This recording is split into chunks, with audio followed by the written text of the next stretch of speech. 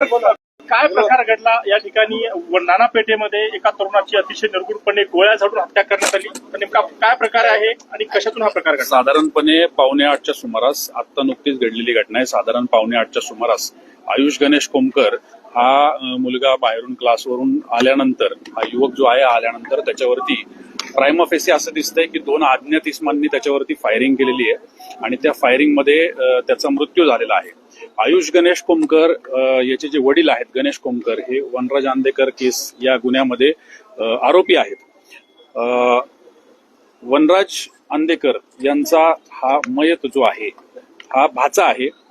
याबाबत आता इथं या ठिकाणी सर्व तपास पथकं काम करत आहेत. फॉरेन्सिक इन्व्हेस्टिगेशनची टीम आलेली आहे. इन्व्हेस्टिगेशन इथं सुरू आहे.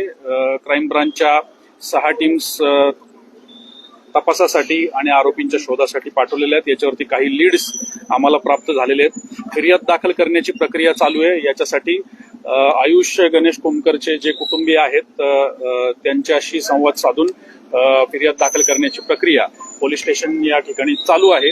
त्याचबरोबर पोलीस स्टेशन समर्थ तसंच फरासखाना आणि झोन 1च्या सगळ्या ज्या डीबीच्या टीम्स आहेत त्या सुद्धा या तपासामध्ये कार्यरत झालेल्या आहेत.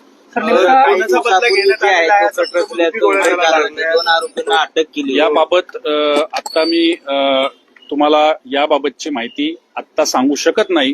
तो जो गुन्हा होता त्या गुन्ह्यासाठी ज्या गोष्टी त्यावेळी दाखल झालेल्या आहेत त्याच्याबाबतचे जे विषय आहेत हे आताचा जो हा प्रकार आहे तर या दोन्ही इन्व्हेस्टिगेशनच्या बाबत कशा पद्धतीने ते एकमेकांशी ओव्हरलॅप होत आहेत किंवा त्याच्यामधल्या इन्व्हॉल्वमेंटच्या गोष्टी कुठल्या आहेत ज्या याच्यामध्ये सुद्धा आहेत याच्याबाबतचा तपास चालू आहे. त्याच्यामुळे त्याच्याबद्दल आत्ता वाच्यता करता येणार नाही.